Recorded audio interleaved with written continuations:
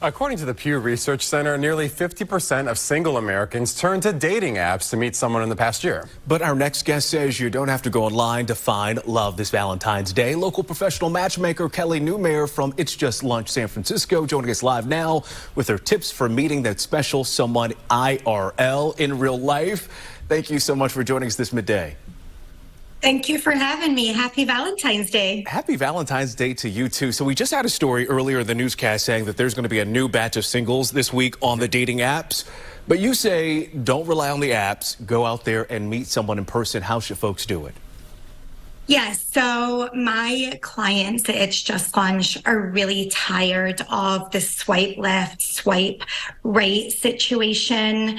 They very rarely lead to a long-term relationship and a committed relationship. So more singles are coming off the dating apps and going out and about, changing up their routine, meeting people in person, going to different activities, different events. You know, we are so in our digital conversations that we forget to kind of wake up and smell the coffee. And we know that there are amazing singles out there. We have to just be aware and open and send that energy with your intention out there. Okay, so Kelly, let's say you're at a party or you're at a bar and you see someone that strikes your fancy. What do you do as an opener? So, you know, the best thing to do is have that approachable energy, right? So if you're at a restaurant or a party and you see them at the Pinot Noir section or the coffee section, or they're eating a certain food that you like, the best way to have that conversation is, oh my goodness, this place is great. I love this Pinot Noir. This is my favorite coffee.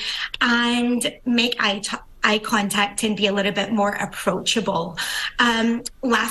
Laughter breaks all barriers. A great sense of humor, you got to use it. Okay, so I'm hearing act as if you're in a Hallmark movie, basically. Like, just go over to the guy in the bread aisle and start striking up a conversation. You said you also have to put out that open energy. How do you do that? So I was at a Super Bowl watch party over the weekend, and a friend was looking at this guy, and how do you do that thing when you let someone know, hey, I'm open, come talk to me? Eye contact, right? You know, being in that moment, pay attention to what's going around you, you know, and that eye contact, smile, maybe do a little wink, you know, just a little flirtation going on there, and, you know, have that open energy. I'm the world's worst winker. I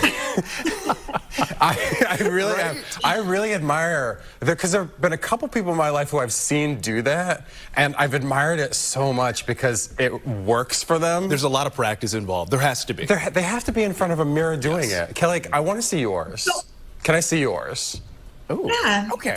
Confidence is key, right? Confidence is sexy, right? And being confident in yourself and putting that confident energy out there is attractive, and you're gonna attract more people into your little single world. Okay, since everybody's forgotten how to act in public, you are on this date because you met them, you made the eye contact, you winked, whatever you did. You talked about the Pinot Noir. So on the date, your tips.